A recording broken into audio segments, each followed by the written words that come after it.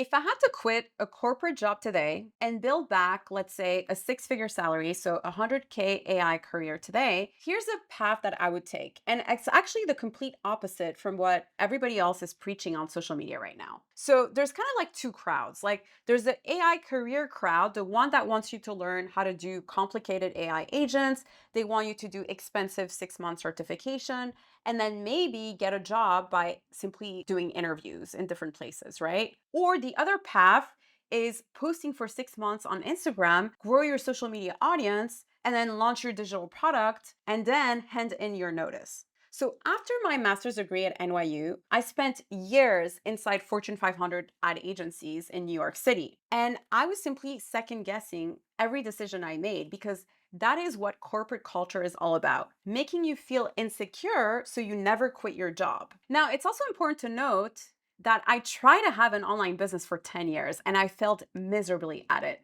Like nothing really worked for me for a really long time. But now I'm close to earning anywhere between $500 to $2,000 per day. And I've helped multiple clients to go from zero to making their first $10,000 in 30 days using the exact method that I'm about to share with you. And by the way, if you haven't already, make sure to check out my chat with Basia, who scaled from zero to $10,000 in just 30 days. And this is simply for inspirational purpose, because yes, it's totally doable. So this is the first move that I recommend you make to leverage AI to quit your corporate job. And it has nothing to do with learning how to code or picking some trendy niche. I recommend you use the exact expertise your job already gave you for free. So first, let's be honest here. You do not need to quit your job. And don't try to learn Python or do a 6-month AI certification. All of that is useless. Because, see, most folks think they need to start from scratch, but instead, start with what your company already paid you to do and sort out there's a way you can better automate system inside your company. So here's why this matters. Since late 2023, we've watched companies after companies announce different layoffs and say that AI was the reason. And see, most people read that wrong because those cuts didn't happen because AI replaced people. It happened because one person with AI can now do the work of 3 to 5 people. So that gap right there, that's actually your opportunity. 76% of major companies now have some version of a chief AI officer. And a year ago, that number was only 26%. So that seat at the table went from not existing to being almost everywhere in just 2 years. And the people stepping into those roles are not the ones who learned how to code last month. They're the ones who got in early and started experimenting. So your first move is about finding AI solutions for the job that you already have. So your corporate job has been quietly training you on something valuable for years. And it happens to all of us, right? You stop noticing it because you do it every single day. So an accountant can model a budget better than 95% of small business owners. Or the HR manager knows how to write a better onboarding process than any small online business ever would. By the way, if you're HR manager, please DM me because my employees' onboarding process sucks. But anyway, so you also could be a project manager who is able to fix messy projects in just an afternoon. So here's what the AI labs figured out and publicly said, like OpenAI, Anthropic, all of them. So these models, they're getting really good at executing. But what they cannot do is decide what to execute on.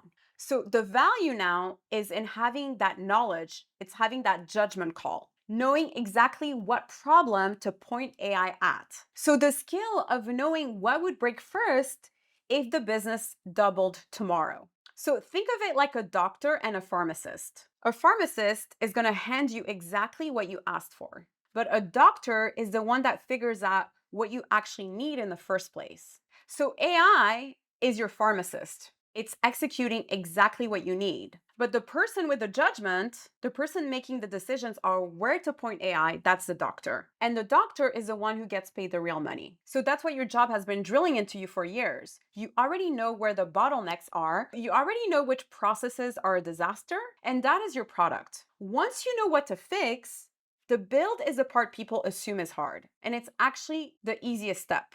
So here's a system. So you're going to audit your own job first. Then you're going to sit down and write out everything you do day by day. Then the task is to find something that checks two boxes. One, it eats a lot of hours every single day.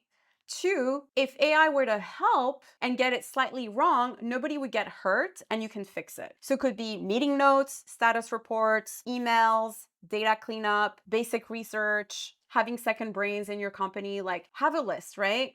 And then try to figure out what you can actually automate. And this is the critical step. You're going to write down how many hours a week each of these specific tasks are taking you. So, for instance, this report that you have to do every week, it's taking you maybe 3 hours every week. Now it takes you 10 minutes. So, this is the proof that you're gonna need. So, think of it like a personal trainer, right? Like, nobody hires a trainer who's out of shape. So, you need to get your own results first because those numbers, that's what's gonna become the pitch for everything that comes next. So here's what the build actually looks like. So you're going to open Claude and you're going to describe the results that you want. Something like, I want to automate my weekly analytics report. Here are the inputs I work from. Write me the workflow, the prompts, and the logic, and ask me all the questions needed to run the logic and next steps. Then help me write the full specs. So Claude is going to map the entire thing. So you can bring the expertise your job spent years drilling into you.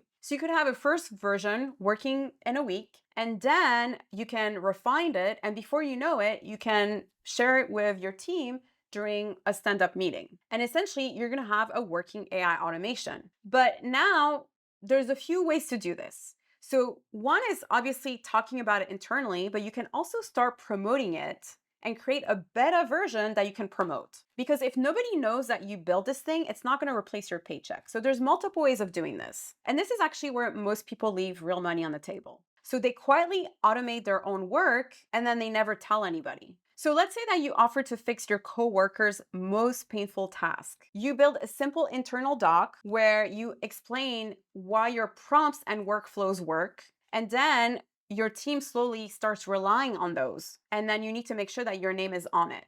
And make sure that you highlight what actually matters. Like, don't say, oh, I used AI to build this.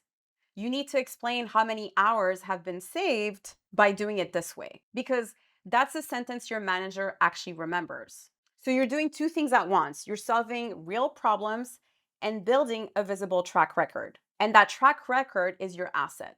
So there's two ways of doing this. One is obviously talking internally to your bosses and start having the conversation and start telling them, hey, I built this specific tool and it's saving our team X amount of time.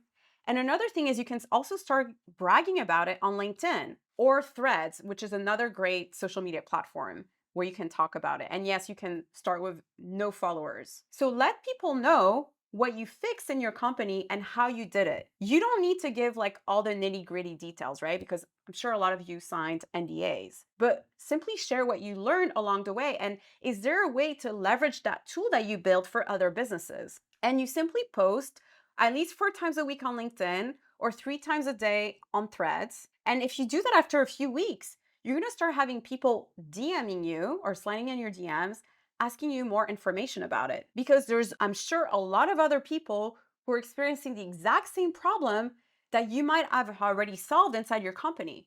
So obviously you might have to create a separate tool that's going to help other folks, but like, you started by doing it under the clock.